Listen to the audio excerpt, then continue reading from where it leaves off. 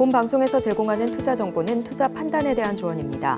방송에서 제공하는 주식의 가치, 가격 상승 및 하락에 대해서는 방송사에서 보장하지 않습니다.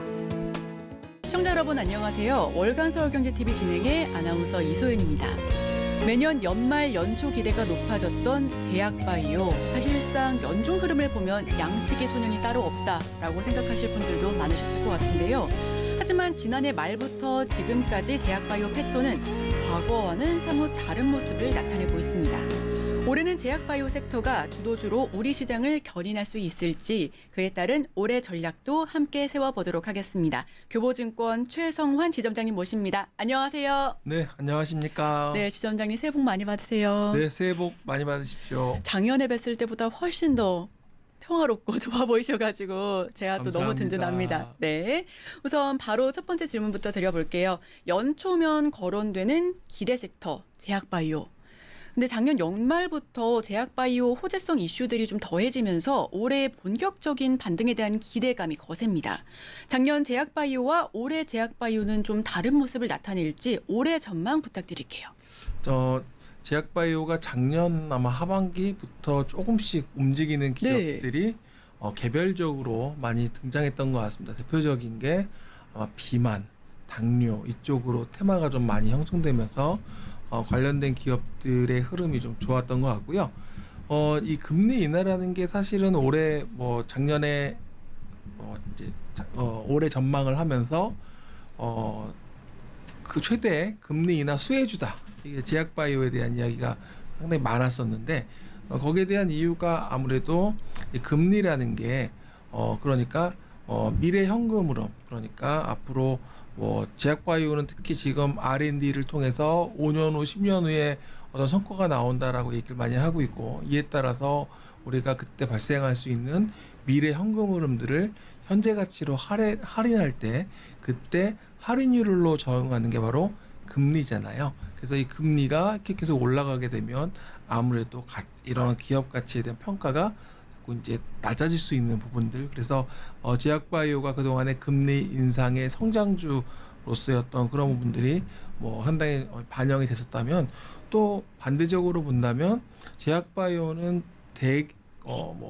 그러니까 우리나라의 큰 기업들을 보면 PER 10배 정도 수준 그러니까 꼬박꼬박 수익 내면서 이익을 내고 있는 그런 회사들도 있거든요. 그런 회사들은 오히려 안정적인 경기 방어주 성격을 또 가지고 있습니다. 그래서 성장주와 방어주 성격을 가지고 있는데 올해처럼 이렇게 금리 인하에 대한 부분들이 있을 때 또 그리고 고령화라는 또 계속적인 이슈가 되고 있는 부분들 그래서 이런 부분들이 올해는 좀 작년보다는 좀 더 좋아질 것 같고 두 번째는 이제 금리 말고 실적 부분인데 실적이 올해 2024년도 시장의 기대감도 높은 것 같은데 대부분의 증권사들의 그런 제약바이오 섹터 애널리스트들이 보는 2025년이 조금 더 실적은 더 나을 것 같다. 그래서 실적 부분은 오히려 올해도 좋지만 내년이 더 좋을 것 같다. 그리고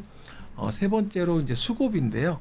수급으로 본다면 작년 8월에 삼성에서 그 삼성바이오 액티브 ETF가 이렇게 나오면서 출시가 되면서 바이오주에 또 이렇게 수급적인 측면에서 또 많은 도움을 시장에서 주었거든요. 그래서 실적이나 수급이나 이런 측면에서 본다면 전체적으로 올해는 작년보다는 확실히 좋아질 것 같은데 일단은 그 금리만 놓고 본다면 금리가 지금 인하 전망이 있는데 이거는 뚜껑을 열어봐야 되겠죠. 그래서 이런 부분들은 된다면 기업들이 자금 조달을 함에 있어서 특히 비상장 같은 경우도 상당히 힘들었었고 그래서 이런 부분들이 R&D에 되게 어려움이 있었는데 R&D가 강화될 것으로 보여지고 또한 글로벌 M&A가 또 올해 그리고 계속 내년에도 계속 있을 것 같은데 그런 M&A와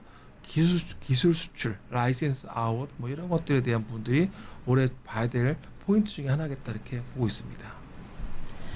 네, 우선 미국 금리 인하 전망에 따른 제약바이오 최대 수혜주가 될 것으로 보여지고요. 두 번째는 실적 개선에 대한 기대감, 또 수급적인 측면 역시도 흐름이 좋아질 것으로 예상하고 있습니다. 자, 그렇다면 최근 제약바이오가 연초 증시를 좀 견인하는 모습을 보여왔는데요. 최근에 레고캠바이오의 얀센 기술 수출이라든지 위고비 기대감 역시 흐름을 함께하고 있습니다. 글로벌 제약바이오 업황의 최대 키워드는 좀 어떻게 잡아보면 될까요?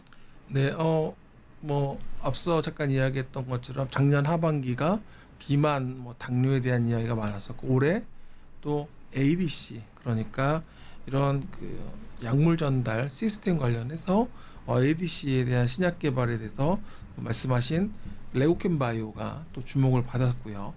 또 최근에 보면 티온바이오라고 SK케미칼에서 200억 원의 어떤 투자 결정을 또 했거든요. 이런 부분들, 그리고 지금 블록버스터급 그 글로벌 제약사들의 그런 신약, 기존의 신약들이 특허가 이제 계속적으로 만료가 되기 시작합니다. 이제 그러다 보니까 이 글로벌 기업들 입장에서는 특허가 만료가 되면 제네릭이 나올 수 있잖아요.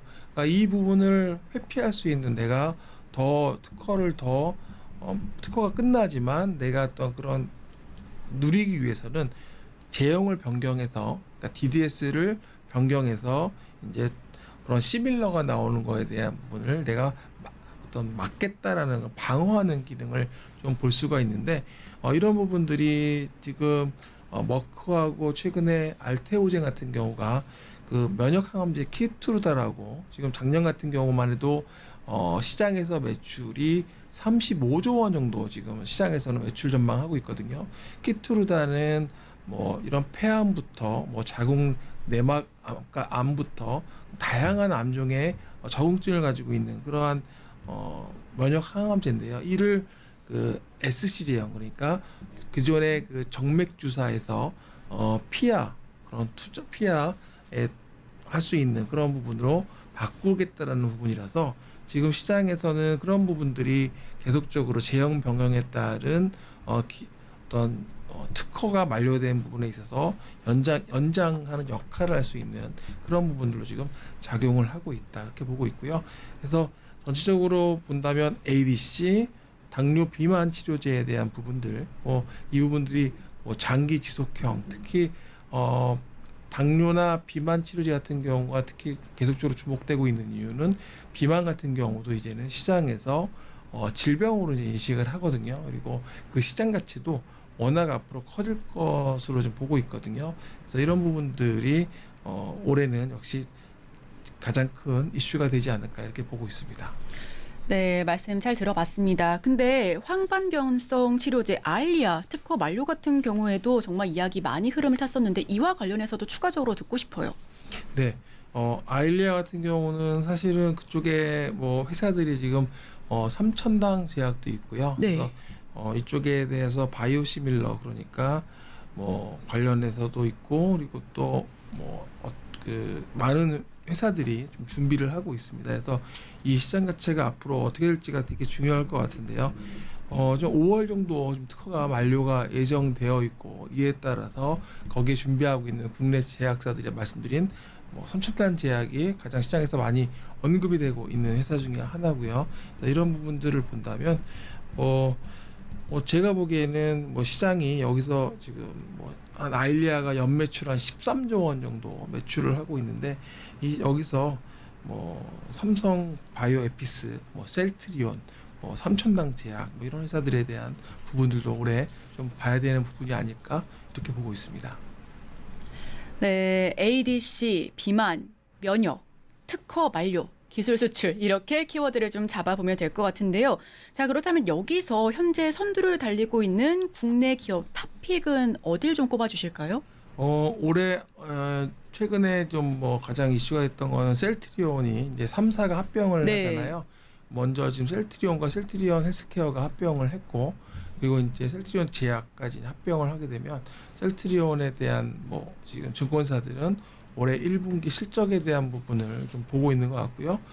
두 번째는 이제 동아 ST 같은 경우도 지금 ADC 그런 성장 동력으로 삼고서 지금 국내 바이오텍인 앱티스라는 회사를 좀 인수를 했습니다. 그래서 그런 동아 ST가 이런 ADC 기술을 플랫폼을 가지고 CDMO 사업을 하겠다라는 거고요.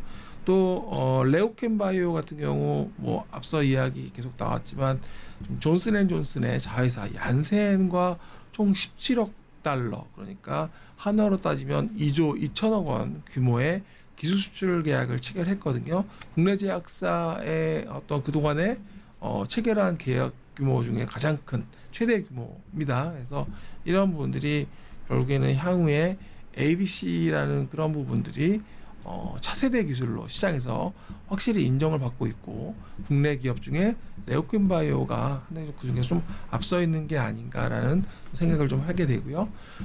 셀트리온 말씀드렸고, 그리고 또 삼성바이오로직스가 또 있는데요. 삼성바이오로직스는 지금 ADC 의약품 CDMO 계약을 수주를 위해서 상당히 노력을 하고 있습니다. 그러니까 결국에는 삼성바이오로직스 같은 경우도 계속적으로 다양한 바이오 의약품에 대한 수주를 늘려나가겠다는 거고, 작년에도 이미 3조 원을 넘겼거든요. 수주 금액이 연간. 그렇다고 본다면 올해도 그 이상 좀 보고 있는 상황인 것 같습니다. 그래서 이 ADC 시장 가치에 대한 그런 성장에 대한 부분을 지금 2022년 10조 원에서 2028년에는 26조 원, 그러니까 연평균 15.2%의 성장으로 보고 있기 때문에 ADC 관련된 이렇게 삼성 바이오로직스도 들어가고 셀트리온도 들어가고 이런 식으로 좀 시장이 좀 커지고 있다는 부분에 좀 주목을 하시면 좋을 것 같습니다. 네, 화제성으로는 통합 셀트리온 꼽아주셨고요. 또 최대 규모로 꼽히는 기술 수출을 이뤄낸 레고캠 바이오, 삼성 바이오로직스는 ADC의 CDMO를 위해 노력하고 있다라는 말씀해 주셨습니다. 자, 그렇다면 여기서 항체 약물 집합체 ADC의 신약 후보 물질에 대해서 이야기 안 나눠볼 수가 없을 것 같은데요. 이게 뭐 암세포 치료하는 건가요? 여기에 대해서도 설명 부탁드릴게요. 네. ADC 그러니까 대부분에 보면 약물과 항체가 접합체라는 표현을 하거든요. 그러니까 기존의 이제 항암 치료제 같은 경우는 암세포만 죽이는 게 아니라 정상세포도 죽이기 네. 때문에 그런 부작용이 일어나고 치료 효과에 대해서 상당히 반대로 이제 부작용으로 영향이 컸었는데, 이제 이런 ADC 기술을 하게 되면 정확히 내가 원하는 그런 그 암세포만 죽이는 치료제라는 겁니다. 그래서 내가 정확히 유도 미사일이라는 표현을 많이 쓰거든요. 그래서 정확히 내가 거기에 암세포만 죽일 수 있게끔 약물을 탑재해서 정확하게 간다는 점이고요. 그렇게 된다면 제일 중요한 건 약물이 내가 투약하는 그런 부분을 줄일 수도 있고요. 또 하나는 부작용을 또 역시 줄일 수가 있고요. 또 하나는 효과를 극대화할 수 있다는 점입니다. 그래서 이 ADC 기술을 통해서 이제 이제 글로벌 빅파마들도 기존에 그들이 가지고 있는 시장 물질에 이런 ADC 기술을 합쳐서 정확하게 내가 그런 암 치료에 대한 효과를 올리겠다. 이게 바로 이제 시장에, 또 말씀드렸던 특허가 끝났을 때 그 부분에 대해서 뭐 연장할 수 있는 그런 효과에 대한 부분들, 바이오시밀러를 또 어떤 내가 거기에 대해서 대응할 수 있는 이런 부분들을 말씀을 드리고 있는 겁니다.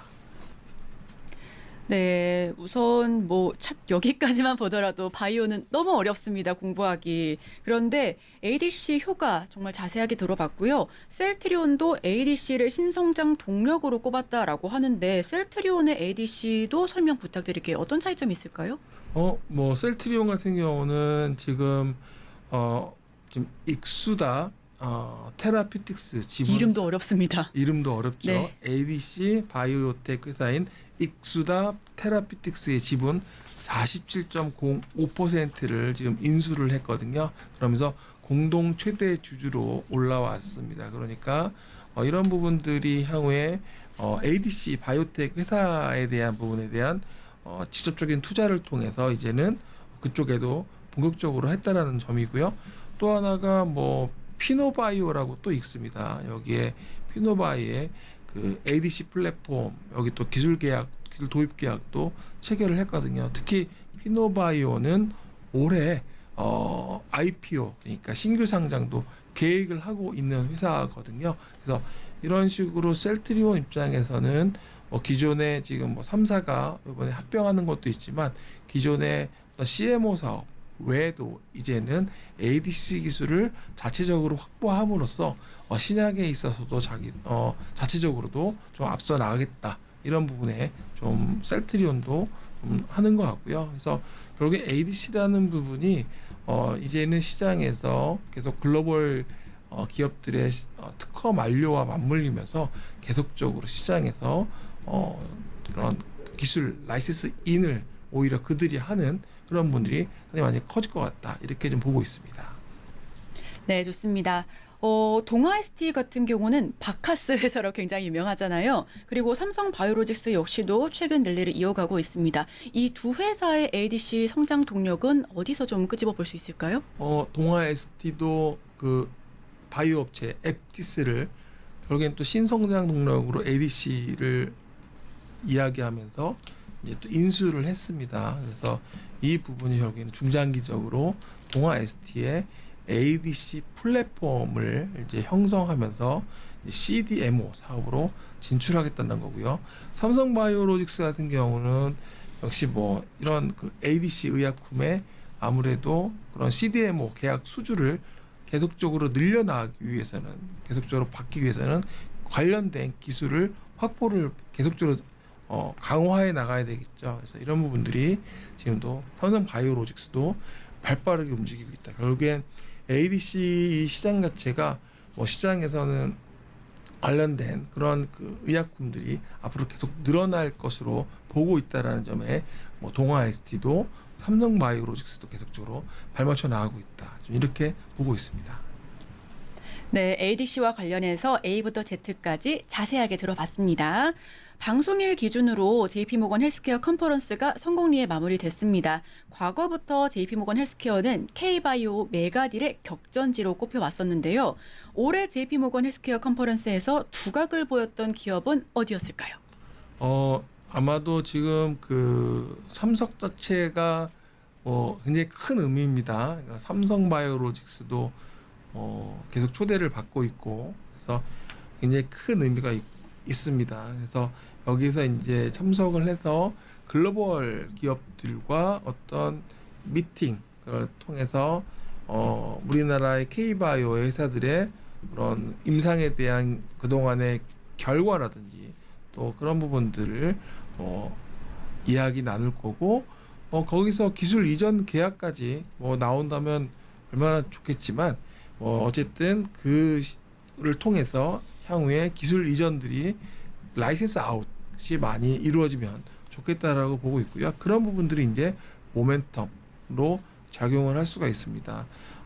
지금 참석하고 있는 부분들이 앞서 계속 설명드렸던 ADC 시장뿐만 아니라 비만 시장, 또 그리고 다양한 신규 모달리티라는 표현으로 이제 치료 방법, 기술에 대한 이야기, 그리고 뇌질환, 그리고 이제 AI 신약 개발까지 다양한 분야가 관심이 높아지고 있거든요. 그러니까 결국에는 AI 신약 개발도 상당히 시장에서는 AI로 진단하고 치료까지 할 수 있는 그런 관련된 부분들을 지금 포트폴리오 플랫폼을 다양화하고 있다라고 좀 보고 있고요. 여기에 참여한 회사들, 그러니까 삼성바이오로직스뿐만 아니라 한미약품, 유한양행, 동아ST 등등 해서 이외에 바이오 회사들도 많이 있는데, 여기서 좋은 성과가 나온다면 굉장히 좀 큰 모멘텀으로 이어질 수 있겠다라고 좀 보고 있습니다. 제약바이오 버전 CS2024로 꼽아질 수도 있을 것 같습니다. 이 발표 순서에 따라서 중요 기업과 트렌드가 보여진다고 하는데요. 삼성바이오로직스 같은 경우는 작년과 비교했을 때 발표 순서가 하루 앞당겨지기도 했다라고 합니다. JP모건으로부터 8년 연속해서 초청을 받기도 했고요. 글로벌 시장에서 삼성바이오로직스의 입지가 어느 정도인지도 궁금하고, 경쟁사 대비해서 이 종목만의 매력도도 알고 싶습니다. 삼성바이오로직스는 지금 수주가 작년에 3조 원을 넘었다는 얘기 나오고 있고, 특히 그 사공장이 램프업, 그러니까 이제 계속적으로 또 가동률도 올라가고 수주도 증가하면서 이에 따른 계속적인 가동의 증가, 그리고 M&A에 대한 부분도 삼성 바이오로직스는 앞으로 주목을 좀 해봐야 되겠다.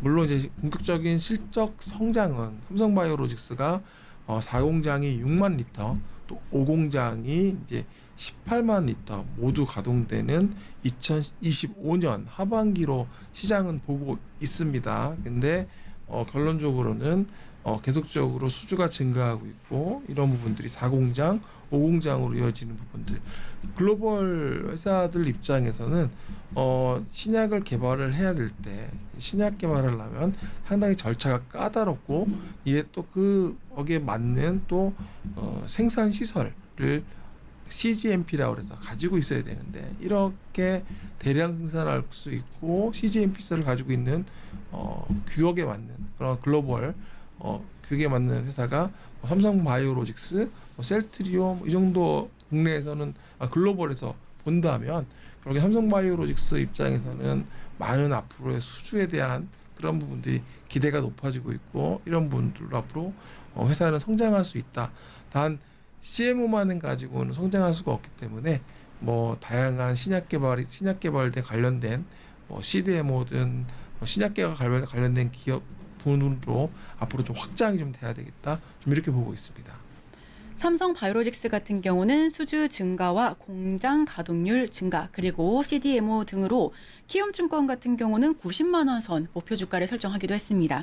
자, 그렇다면 우리 지점장님께서 보셨을 때 올해 황제주 등극 가능할까요? 어떻게 보세요? 삼성 바이오로직스가 이제 아마도 그 숫자가 나오는 회사들, 그러니까 제약 바이오에서 신약 개발하면서 이렇게 앞서 이야기 말씀드렸던 몇 년 후에 이 이야기 임상에서 성공해서 이런 부분들로 기업의 가치를 매겨지는 변동성이 큰 회사들하고는 약간은 다르거든요. 기존에 상당히 좀 대규모의 투자가 들어가 있고 이미, 그리고 거기에 맞춰서 생산도 계속 이루어지면 매출도 나오고 있는 회사라는 점이거든요. 그래서 단지 이제 삼성 바이오로직스가 매출이 계속 늘어나면서 거기에 맞춰서 또 수익성도 개선되는 모습이 좀 보여준다면, 그 부분은 결국에는 우리가 흔히 말하는 최근에 자동차 산업을 보면 기아나 현대차가 실적이 좋게 나오는 부분들이 그런 다양한 포트폴리오의 어떤 믹스가 개선되면서 매출도 늘지만 수익성도 늘어나는 거거든요. 그러니까 그런 것만큼 삼성 바이오로직스도 그런 부분에 있어서 그런 제한된 그런 수주도 계속 받고 있지만 적절하게 수익성을 개선하고 해 나간다면 충분히 올해 좋은 성과, 그리고 또 말씀하신 것처럼 꼭 봐야 되는 기업 중에 하나가 될 수도 있겠다라고 보고 있습니다. 네, 긍정적인 흐름까지 잘 지켜봤습니다. 최근 셀트리온과 셀트리온 헬스케어의 합병 작업이 마무리됐습니다. 통합 셀트리온 출범 효과는 어떻게 진단을 하고 계실지, 그리고 셀트리온 합병 완료로 52주 신고가를 경신하기도 했는데, 사측의 목표처럼 매출 12조 원 달성을 위한 요건이 있다라면 어떤 게 좀 채워져야 될까요? 지금 연초에 지금 나온 거는 자사주 지금 소각한다고 얘기를 했거든요. 그러니까 그런 거는 상당히 시장에서 주주 환원 정책, 그러니까 주주 가치 제고라는 측면에서 상당히 좀 긍정적인 뉴스인 것 같고요. 거기에 맞춰서 또 셀트리온이 지금 이익의 30% 수준까지 현금 배당을 올리겠다라고 계속 얘기를 하거든요. 그러니까 그 정도로 이제는 회사에서 벌은 거에 대한 부분을 시장에 이제 주주들한테 환원하겠다라는 거고요. 또 하나는 2030년에 매출 목표 12조 원 이렇게 하겠다라고 얘기를 하고 있는데, 거기에 12조 원을 하기 위해서는 바이오 시밀러뿐만 아니라 신약 파이프라인에 대한 부분들, 그러니까 라이센스 인이라든지 M&A, 그리고 디지털 헬스케어에 대한 그런 성장 동력에 대한 확보에 대한 부분도 당연히 투자가 이루어져야 되겠죠. 그래서 투자도 이루어져야 되고, 또 그리고 결국에 매출과 이익에 대해서, 그리고 또 사업의 어떤 그런 매출 원가율이 있잖아요. 원가율 자체도 지금 뭐 70에서 40%까지도 원가율을 낮춰서 수익성을 올리겠다. 다양한 지금 이야기를 하고 있거든요. 또 하나는 지금 제품 포트폴리오를 2025년 11개에서 30년에는 22개로 늘리겠다. 결국에는 앞서 제가 삼성바이오와 마찬가지로 셀트리온 역시 기존의 사업 계속 성장하는 거를 또 있겠지만 거기에 또 M&A나 또 그리고 다양한 신성장 사업을 붙여서 벌크업을 해야 되는 거죠. 그래서 보통 이제 그 회사들이 뭐 몇천억 단위 시총에서 수조 원대 단위로 이렇게 올라가는 회사들을 보시면 자체 사업의 성장으로 인해서 그렇게 시총이 올라가는 경우가 제가 보기에는 많지는 않은 것 같고, 그게 아니라 M&A로 정말 다양하게 사업을 재편하고 포트폴리오를 확대하면서 벌크업을 하면서 이렇게 시총도 커지거든요. 그래서 이런 부분이 올해 셀트리온은 되게 중요한 해가 아닐까 이렇게 보고 있습니다. 우려를 극복하고 기대감으로 합병에 성공했습니다. 셀트리온은 자사주 소각으로 주주가치 제고와 현금 배당을 통해 적극적인 정책을 펼칠 예정이다라고 밝혔는데요. 자, 그렇다면 지난해 글로벌 제약바이오 트렌드 같은 경우는 비만, 탈모, 알츠하이머 치료제 정도였습니다. 관련 테마 중에 조금 더 나는 이 종목이 두각을 보였다라고 하는 게 있었으면 어떤 게 좀 기억에 남으실까요? LG화학이 작년에 보면 희귀 유전성 비만증 신약을 미국 리듬에 4천억 원 계약금을 1,300억 원에 기술 수출을 했습니다. 그러니까 이게 상당히 의미가 있다고 보거든요. 4천억 원인데 계약금이 1,300억 원이다. 상당히 예전 같으면 너무 계약금이 적어서 문제였는데 꽤 의미가 있는 것 같고요. 유한양행 같은 경우는 지금 올해 지금 가장 또 봐야 될 기업 또 제약바이오 회사 중에 하나인 것 같기도 한데요. 그 인벤티지랩과 함께 그 비만 장기 지속형 주사제 공동 개발을 지금 계약했습니다. 지금 보게 되면 노보노디스크라고 해서 그 비만 치료제 지금 위고비라고 좀 해서 나왔잖아요. 그 위고비 전에 있었던 게 그 삭센다라는 혹시 그 주사제였거든요. 그래서 제가 이제 저도 주변에서 이렇게 실제로 위고비가 나오기 전에 삭센다를 맞으시는 분들의 효과를 봤거든요. 실제로 봤는데 실제로 체중이 감소를 하더라고요. 이게 그 식욕을 굉장히 억제시키고 포만감을 주는 부분이 있어서 그 기간 동안에 상당히 체중이 감소하는 걸 보았습니다. 그래서 저도 사실은 좀 맞아야 되나 이런 생각을 하다가 이제 이번에 위고비가 나온 거죠. 그래서 위고비가 조금 더 이제 그런 기간을 좀 더 늘려놓은 거라서 또 관심 있게 보고 있는데요. 이렇게 장기 지속형에 대한 주사제 개발이 시장에서는 화두가 되고 있는 것 같고요. 동화 ST 같은 경우도 지금 그 당뇨 비만 치료제 미국 FDA에서 임상 1상 IND 신청을 했고요. 머크가 지금 비만 치료제 한다라고 계속 지금 탐색하고 있다라고 계속 얘기를 하고 있습니다. 그리고 대원제약 아까 말씀드렸던 그 노보노디스크의 위고비 주사제를 이제 마이크로니들 패치제로 이제 바꾸는 거죠. 그렇다면 주사 안 맞고 그냥 패치제로 하는 부분이고요. 한미약품, 동아 ST, 일동제약, 유한양행 다 지금 비만 치료제를 지금 개발하고 있고, 알츠하이머 치료제도 지금 유한양행 역시 일동제약, 인벤티지랩 같이 하고 있고, 탈모 관련주 지금 자꾸 인벤티지랩이라는 회사가 자꾸 제가 몇 번을 말씀드리는데 탈모 관련주에도 대웅제약하고 위더스제약, 인벤티지랩이 같이 하고 있습니다. 그래서 강스텐바이오도 하고 있고요. 그래서 이런 부분들이 장기 지속형으로, 그러니까 내가 환자의 편의성을 올려주는다는 부분, 그래서 이런 부분들이 또 DDS, 그러니까 드럭 딜리버리 시스템, 약물 전달 시스템을 주사해서 패치로 바꿀 수 있다는 여러 가지를 좀 보면 좋을 것 같습니다. 우선 해당 기업들 가운데서 임상 및 추가 주가 측면으로 올해 모멘텀을 더 기대해 볼 만한 기업이 있다면 어디 좀 추천하실까요? 지금 계속 말씀드렸던 기업들 중에 하나가 공통적으로 나왔던 기업이 인벤티지랩이거든요. 네, 계속 강조해 주셨어요. 맞습니다. 그 뭐 비만, 탈모 얘기도 나오고요. 계속 얘기가 나오는데 이 장기 지속형 주사제를 지금 개발 기술을 할 수 있는 그런 플랫폼을 가지고 있는 회사입니다. 그래서 지금 시가총액이 한 1,300억 원 정도 하는데 최근에 주가가 좀 많이 급등했다 빠졌습니다. 이유가 그 유한양행하고 지금 비만 당뇨 뭐 이런 거 공동 개발하겠다고 해서 뉴스가 나오면서 주가가 점프를 했다가 밀렸거든요. 물론 요 장기 지속형 주사제에 대한 부분이 공동 개발이고 아직까지는 좀 시간이 걸린다라는 부분들, 그러니까 그런 부분들이 분명히 있을 것 같은데요. 그래서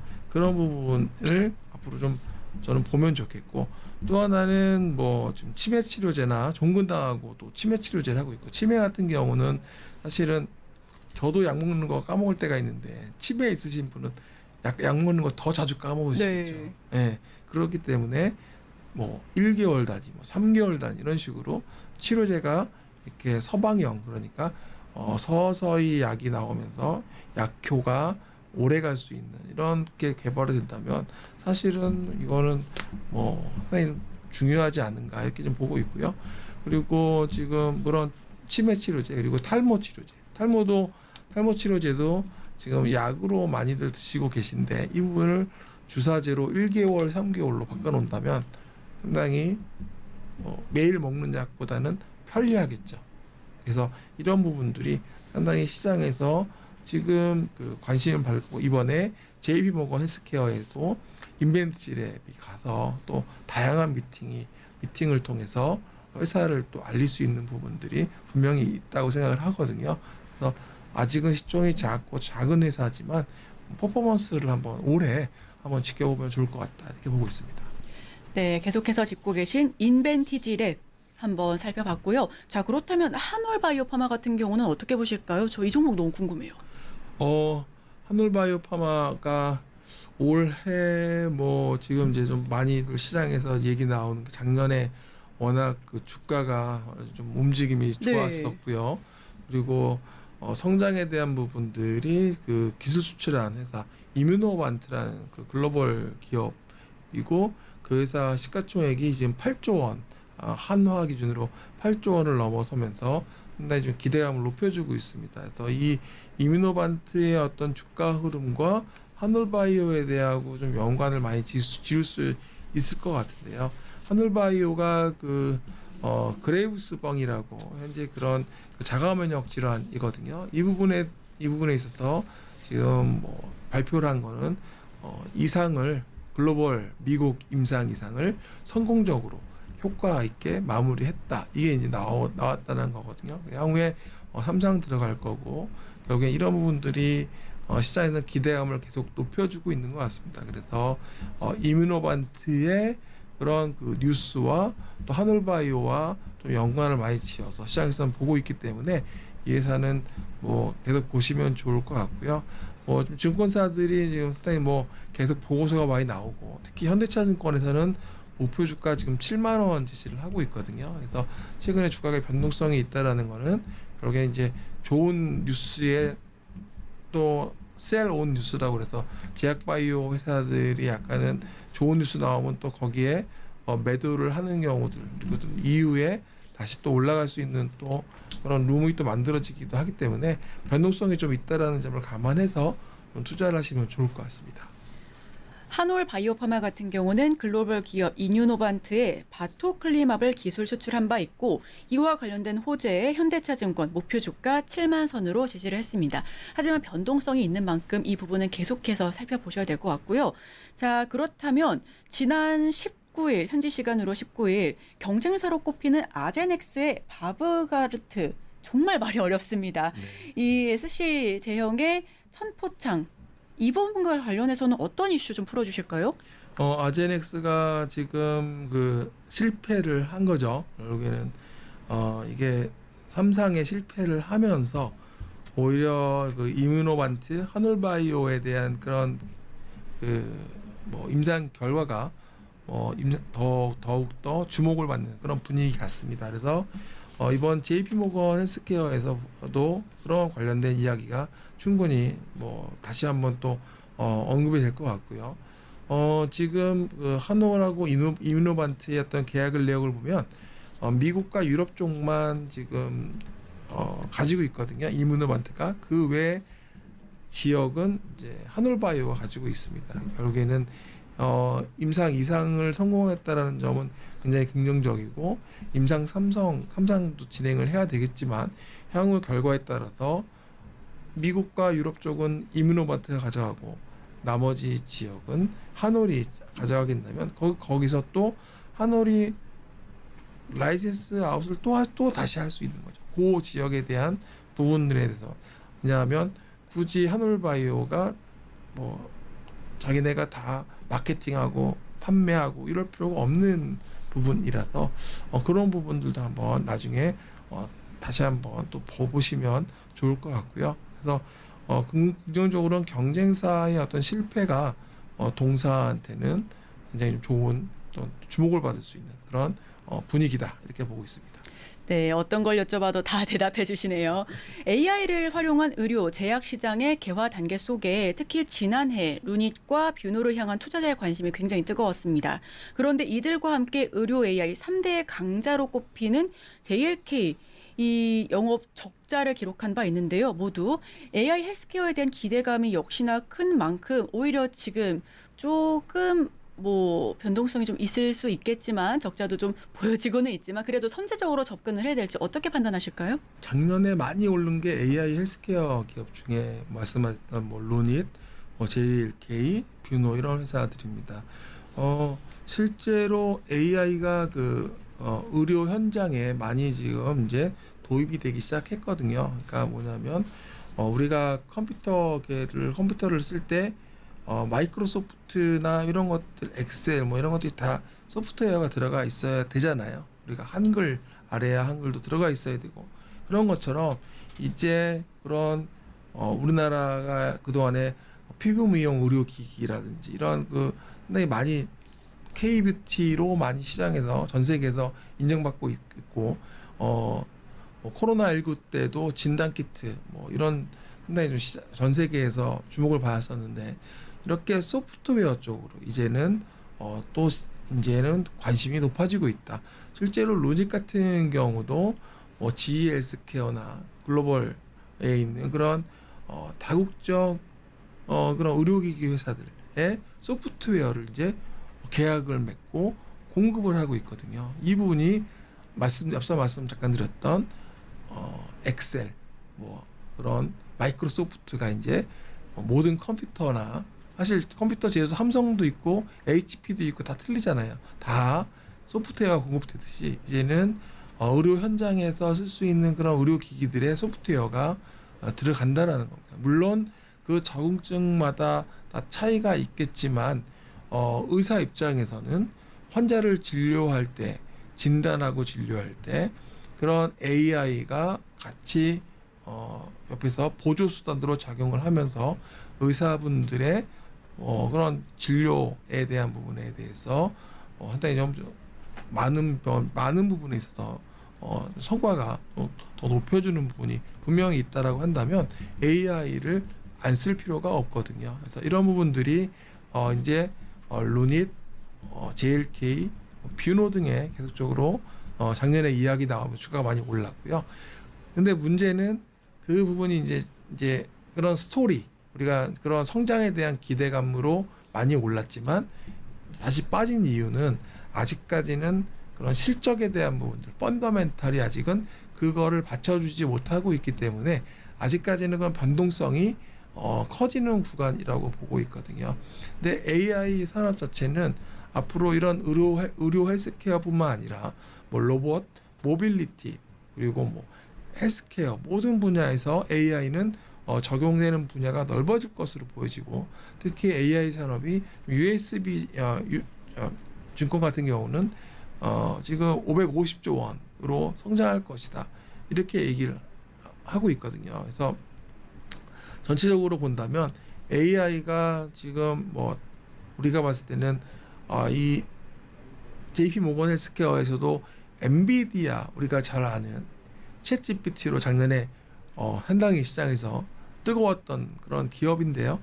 뭐 관련돼서 이 엔비디아가 많이 올랐죠. 그래서 엔비디아 같은 이런 글로벌 기업들도 이제 AI 헬스케어에 지금 JP 모건에 발표를 한다는 겁니다. 뭐냐면 그런 관련된 헬스케어 기업에 투자도 했고요, M&A도 했고요, 계속적으로 확대를 해 나간다는 겁니다. 그래서 이런 M&A에 대한 또 글로벌 기업에 대한 투자에 대한 부분들이 가장 중요한 앞으로 AI 헬스케어에서 봐야 될 부분이고요.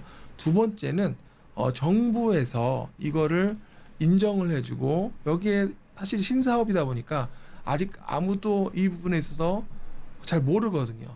그런데 이제 처음으로 국내에서도 보험 적용이 되고 이런 부분들이 이제 나오기 시작한다는 부분은 정부에서도 디지털 헬스케어 또 그리고 AI 헬스케어에 대해서 이제 정책적으로 지원하고 키워나가겠다는 부분이 분명히 한국뿐만 아니라 글로벌 기업, 글로벌 각국의 정부에서도 필요하다는 겁니다. 특히 고령화되고 장수 시대가 되다 보면 헬스케어에 대한 부분에 있어서 투자를 늘릴 수 있는 부분이 여러 군데가 있겠지만 그 중에 AI는 그 중에 하나의 또 중요한 부분이 되겠다 보고 있고요. 그리고 세 번째는 AI 헬스케어는 국내에서만 하면 안 되고 앞서 제가 루니시, GE 헬스케어나 글로벌 기업들하고 손을 잡는다고 말씀드렸잖아요. 그런 식으로 국내뿐만 아니라 해외 기업하고의 그런 파트너십을 통해서 점차 늘려나가는 소프트웨어가 계속 사용되는 전 세계에서 이렇게 이제 앞으로 나가야 됩니다. 그래서 이런 부분들, 그래서 이게 작년에 나왔던 그런 성장 스토리 이야기들이 단기적인 이벤트라기보다는 중장기적인 성장에 대한 흐름을 우리가 볼 수 있는 거고요. 거기에 맞춰서 이제 실적, 펀더멘탈도 따라 올라가게 된다면 제가 보기에는 변동성은 있겠지만 우상향하는 흐름으로 볼 수 있겠다. 그래서 매매를 하신다면 상당히 이런 흐름을 잘 타야 되겠지만 그런 흐름이 어렵다고 한다면 관련된 기업들로 우리가 흔히 말하는 적립식의 투자라든지 아니면 관련된 ETF가 또 있다면 ETF를 사시는 것도 좋을 것 같고요. 그래서 그런 AI 기업들의 글로벌 학회에서 발표하는 것들, 또 임상 진행이라든지 기술 수출, 파트너십 등 다양한 모멘텀을 우리가 좀 확인하면서 접근하면 좋지 않을까 이렇게 보고 있습니다. 네, 정부의 디지털 헬스케어 정책적 지원에 대한 기대감, 그리고 단기 이벤트보다는 중장기적인 흐름을 봐야 한다라고 말씀을 해주셨고요. 투자 방법까지 좀 살펴봤습니다. 자, 그렇다면 올해 3-4차례 정도 예정된 금리 인하, 사실 강한 고용 보고서 등에 좀 미뤄질 수 있다라는 전망도 있기는 하지만요. 그럼에도 불구하고 올해 3차례 정도 인하할 것이다라고 일단은 이야기가 나왔습니다. 자, 그렇다면 이런 부분에 대해서 제약바이오가 좀 더 숨을 쉴 수 있을지, 숨통이 트일 수 있을지, 그리고 올해 제약바이오 투자 전략 관심을 좀 확대해 볼 수 있는 그런 종목이 있다면 어디가 있을까요? 제가 봐도 금리 인하는 올해 가능성이 작년보다는 당연히 높겠죠. 가능성이 높은데 이제 처음에 말씀드렸던 것처럼 이게 제약바이오라는 산업 자체 특성상 R&D 기간이 길고 투자의 기간이 길고 중장기로 봐야 되는 부분들, 성과도 조금은 미래에 나타나는 부분들이기 때문에 그 미래 부분을 현재에 끌어왔을 때 그런 부분이 이제는 금리로 할인율로 말씀드렸던 것처럼 올해 금리 인하가 가시화된다면 역시 제약바이오 성장주에 있는 또 방어주 성격인 기업들도 분명히 있고, 그래서 성장주에 대해서 분명히 좋은 효과가 나올 수 있다. 그래서 저는 올해 방어주 쪽도 같이 보고 성장주도 같이 보고, 그러니까 숫자가 나오는 회사들도 같이 보고 또 성장할 수 있는 회사도 같이 본다면 올해는 제약바이오에 좀 해가 되지 않을까 이렇게 보고 있습니다. 그래서 좀 하나 좀 힌트라고 해야 될까요? 작년에 보면 사실은 상반기 보면 반도체가 굉장히 어려웠거든요. 그러다 보니까 삼성에서 감산이 들어갈 정도로 상당히 좀 반도체가 어려웠거든요. 근데 주가를 보시면 거꾸로 작년에 반도체는 계속 올라왔습니다. 그러니까 오히려 턴어라운드 됐거든요. 감산하고 계속 줄여왔지만 주가는 먼저 올라왔습니다. 그런 걸 본다면 주가라는 게 먼저 반응하는 게 상당히 좀 재밌잖아요. 그렇게 보면 제약바이오는 분명히 앞서 제가 실적은 2025년이 더 확실하게 좋다라고 말씀드렸잖아요. 그럼 올해 실적을 놓고 본다면 올해 입사하느니 먼저 올라가겠죠. 그래서 제약바이오의 실적 나오는 회사들 그리고 성장성 있는 회사들을 올해 보시면 좋을 것 같고요.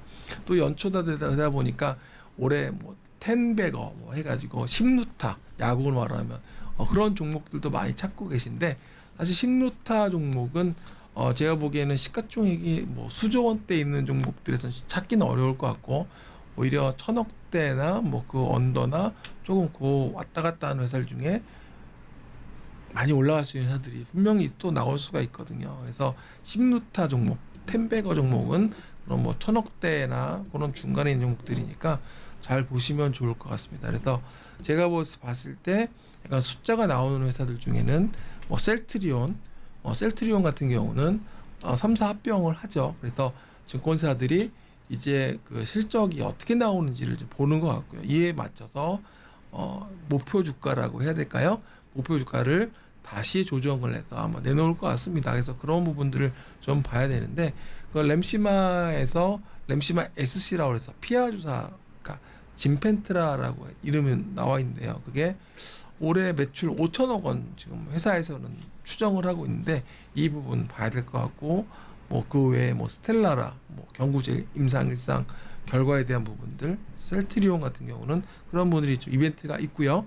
그리고 한미약품 같은 경우는 뭐 자체적으로 랩스커버리에 대한 부분이 선전에 대한 부분이 있고 또 자체적으로 트리플 어고니스트라고 해서 이게 비알코올성 지방 간암 그러니까 내쉬 같은 경우에 임상 2비상 그리고 폐암의 1상의 성과를 좀 기대하고 있는 것 같습니다. 그래서 이런 부분들 그리고 SD팜 같은 경우는 아무래도 상업화할 수 있는 원료를 지금 올해 2개에서 최대 5개까지 좀 늘리겠다. 그래서 고마진 항암제 원료도 매출 증가로 좀 이어지겠다. 그래서 그런 3사 같은 경우 삼성제약, 삼성바이오로직스까지 한다면 이런 대형 사들 같은 경우는 숫자가 나오고 있기 때문에 숫자에 대한 부분을 좀 잘 챙겨보시면 좋을 것 같고요.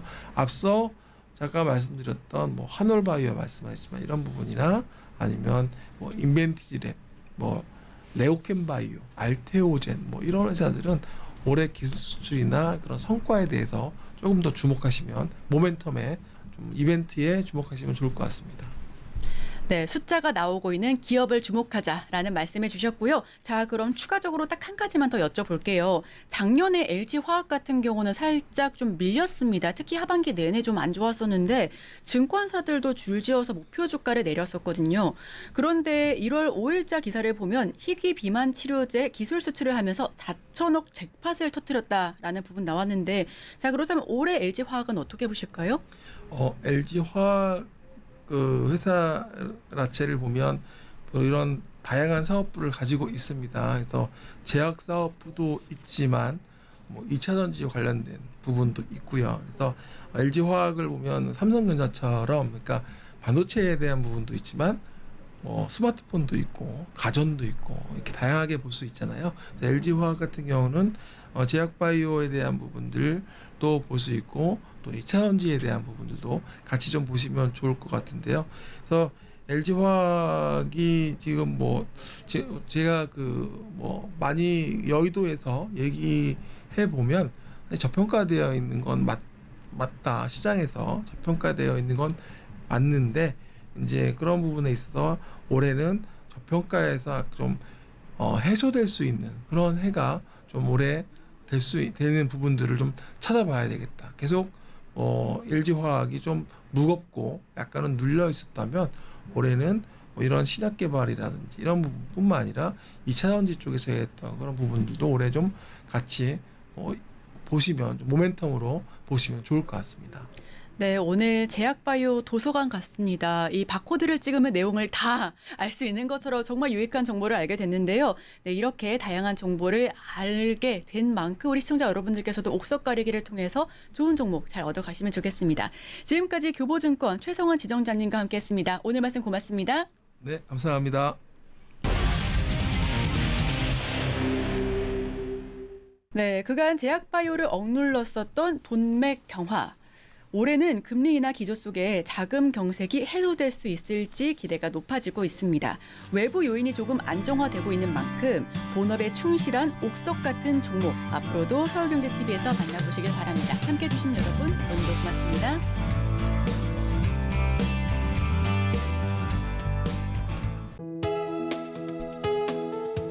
본 방송에서 제공하는 투자 정보는 투자 판단에 대한 조언입니다. 방송에서 제공하는 주식의 가치, 가격 상승 및 하락에 대해서는 방송사에서 보장하지 않습니다.